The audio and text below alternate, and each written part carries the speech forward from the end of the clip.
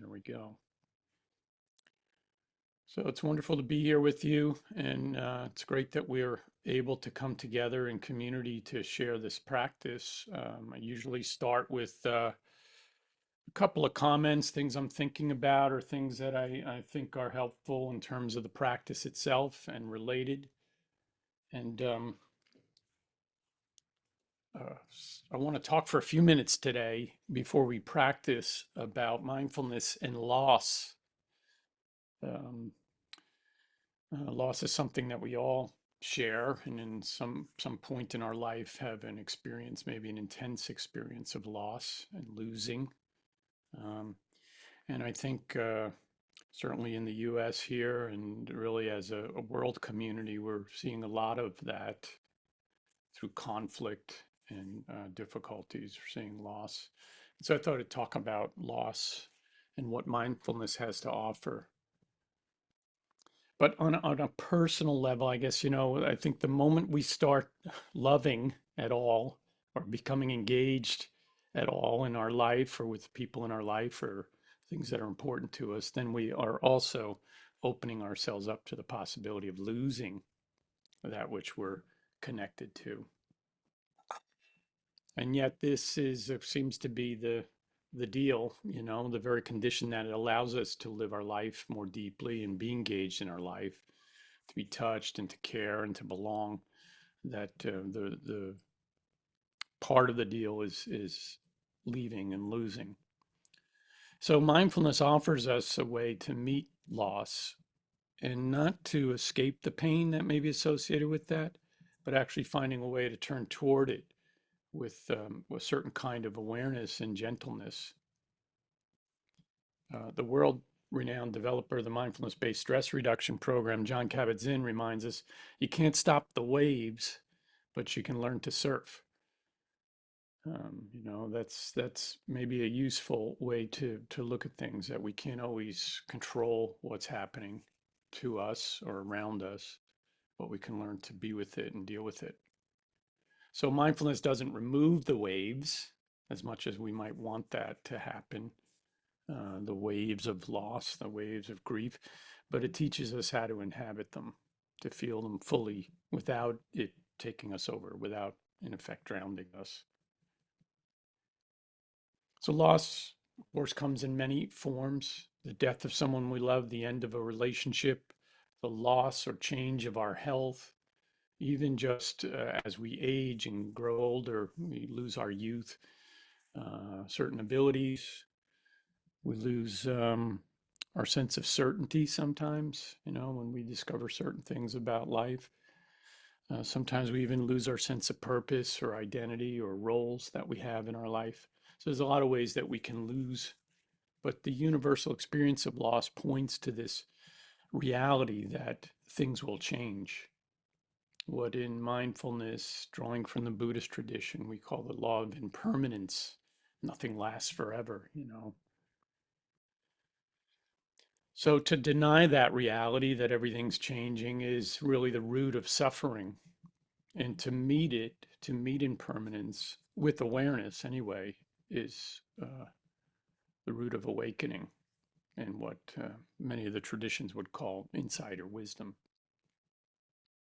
Because mindfulness helps us to stay present to this ever-changing reality and to hold it a certain way. You might say with kindness and tenderness and understanding, without having to turn away from it or rail against it or struggle.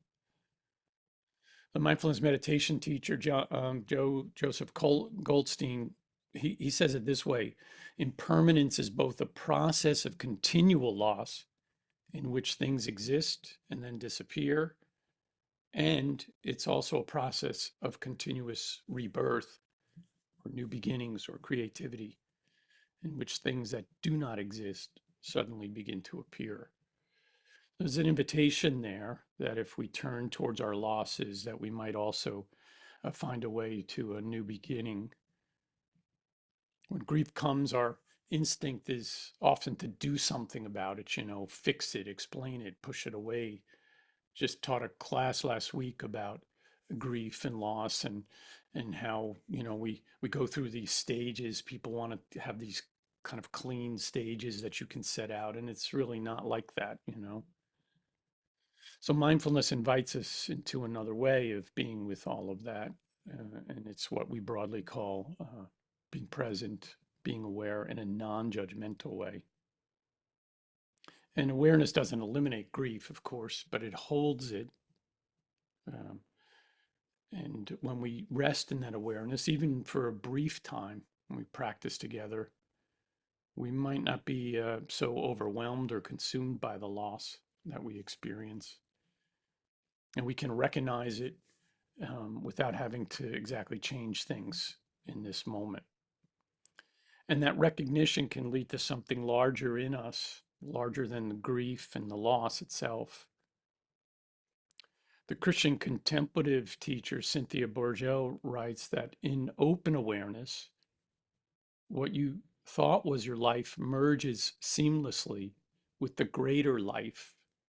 You begin to see that nothing ever is ever lost, only transformed. And she's suggesting that, this kind of awareness kind of opens the field for us so that we can frame our individual loss in the human experience itself. So mindfulness invites us to return to our bodies, to our thoughts, to our emotions. And loss is often carried in our bodies. And so it's important to pay attention to that as well. The most compassionate thing that we can do when we're losing and hurting and grieving is to allow what's present and to give it space to breathe. As we practice this kind of presence, this compassion can naturally arise in us, and we begin to see truly and experience directly that loss and grief does not separate us exactly. It connects us. It connects us to that which we have lost and ever loved and lost, um, but it also connects us with all of humanity.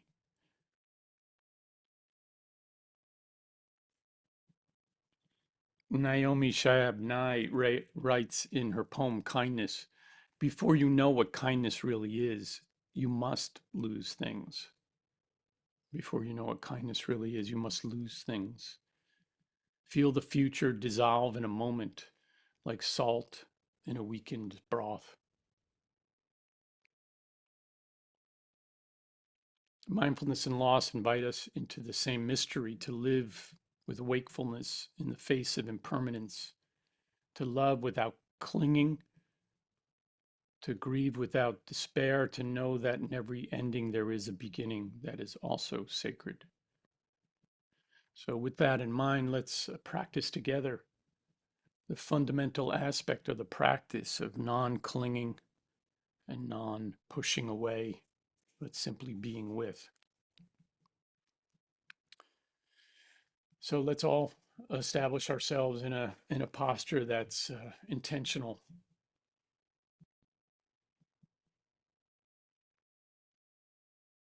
Finding a place, whether you're seated or lying down or standing, so that you might have a sense of groundedness, especially in the low body, rooting in with the feet, the buttocks in the chair, on the cushion, on the floor, on the earth. And being intentional about this posture, but also relaxed. And let your hands come to rest, palms facing up or facing down, resting on the thighs, or palms one on top of the other in the lap, or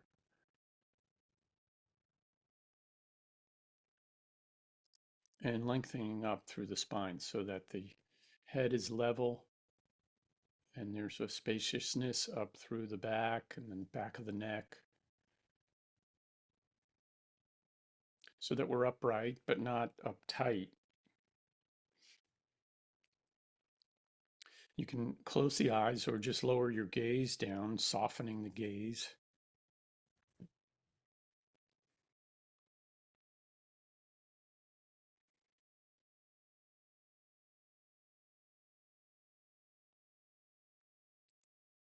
And then bringing the attention to the breath and just noticing the sensations of breathing, air flowing in and out, rising and falling.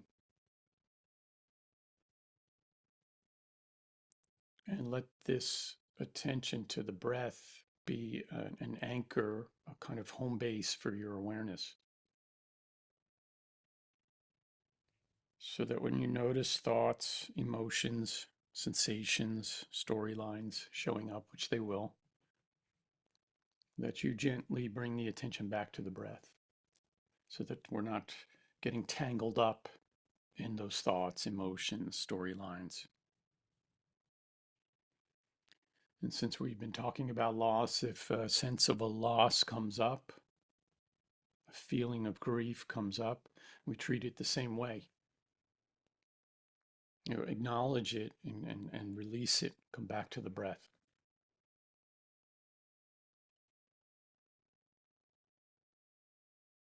And recognizing that this is sometimes hard to do, the letting go, the releasing, the non clinging. And so make sure that you're adopting an attitude of kindness, understanding, gentleness towards yourself and the thoughts and emotions and images and sensations that are emerging. What we broadly call maintaining a non judgmental awareness. It's essential if it's going to be mindfulness that we practice with patience, curiosity, understanding, forgiveness, even. And it's okay if we don't do that all the time. And we don't, it's not about being perfect with it. It's about beginning again and again, over and over, coming back.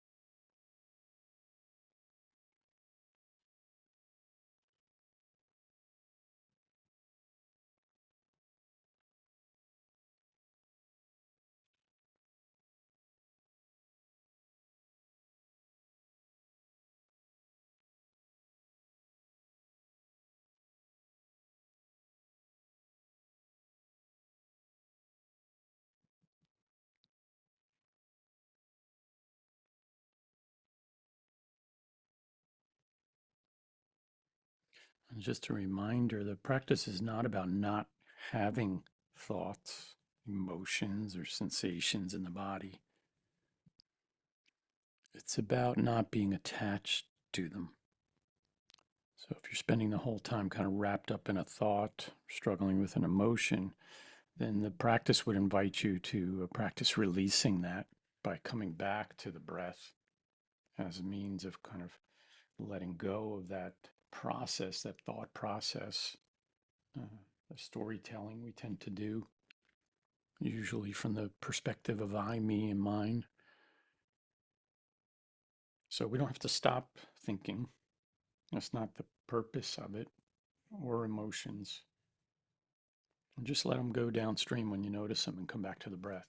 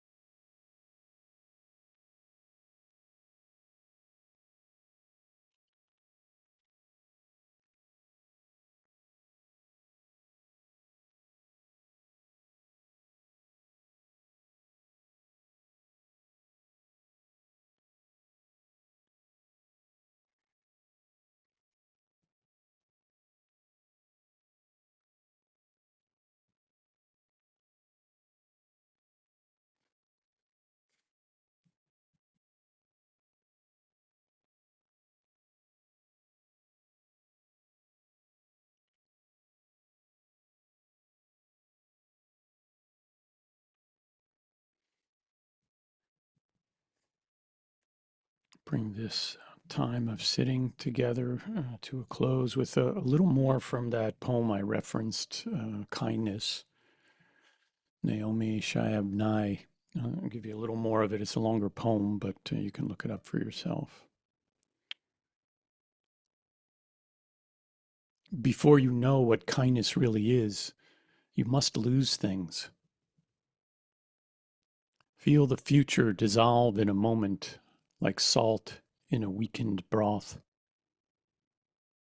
What you held in your hand, what you counted and carefully saved, all this must go, so you know how desolate the landscape can be between the regions of kindness.